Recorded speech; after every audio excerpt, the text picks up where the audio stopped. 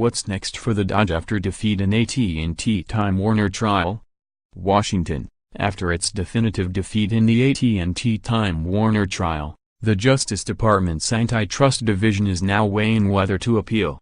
On Wednesday, a number of public interest groups, Wall Street analysts, and lobbyists were also asking another question: will this make the DOJ more reluctant to challenge other vertical transactions? As he left the federal courthouse in Washington on Tuesday, McDelraham, the Justice Department's antitrust chief, said that they would review the opinion of U.S. District Judge Richard Leon to see what impact it will have on other mergers. The DOJ has until Monday to make a decision on whether to appeal. The government could also seek a stay to halt the transaction from moving forward pending the appeal, something that Leon made clear he would reject. Delraham told reporters that the Constitution and its laws allow for due process for all litigants, and we will take a look at what the next steps are. President Trump has yet to weigh in on the ruling, but it has revived company claims that his opposition to the transaction, and disdain for CNN, influenced the decision to bring the case. Related: Jeff Zucker will stay at CNN through 2020 elections. CBS, Showtime, Paramount execs talk AT&T-Time Warner, and number 039 Roseanne and number 039, a Time Warner executive vice president and spokesman, Gary Ginsberg, made it clear that they think politics were involved. He said on Tuesday that Leon's resounding rejection of the government's arguments is confirmation that this was a case that was baseless, political in its motivation, and should never have been brought in the first place. Delraham has denied that Trump influenced the decision to sue to block the merger.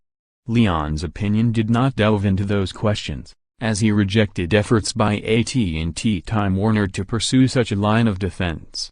He also wrote in his opinion that the temptation by some to view this decision as being something more than the resolution of this specific case should be resisted by one and all. That did little to quell consternation among an array of public interest groups and antitrust lawyers that the stakes were so high in the case that it naturally will have an impact on future enforcement. The Justice Department will face just those questions very quickly, with another potential vertical media merger unveiled on Wednesday. Comcast submitted its offer for many of the assets of 21st Century Fox, one to rival a Walt Disney Co.Fox combination that was announced in December. Comcast made clear in its proposal that it had been awaiting the AT&T decision. Matthew Polka, the president of the American Cable Association, which represents smaller cable providers, has already called on the Justice Department to block a Comcast-Fox combination, saying that it would only increase its ability to harm consumer welfare.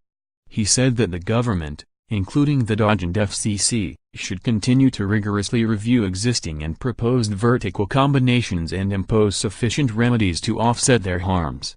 Others worry about the fallout from the DOJ's loss of the case. If the AT&T decision is not going to be a chill on antitrust enforcement, I don't know what is, said Gigi Sahn, fellow for the Georgetown Law Institute for Technology Law and Policy and former counselor to FCC Chairman Tom Wheeler. The Antitrust Division is going to be disinclined to challenge vertical mergers. She wishes that the Justice Department would have pursued an argument that had to do with access to the Internet, or net neutrality, but the FCC recently rolled back many of those rules. Ketan Javeri, former antitrust attorney at the Justice Department's Telecommunications Task Force and co-CEO of legal tech platform Bodila, suggested that Leon's opinion will make the government tremendously gun-shy.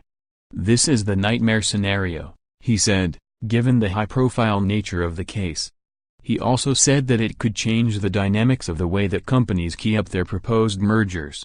Because of AT&T's victory in court, Comcast is going in to its Fox deal, saying, "Not only do we have fear that the government will block the deal because of vertical concerns, we don't even need to offer these conditions."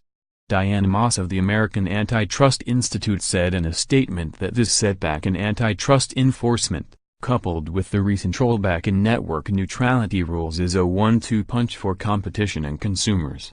Others question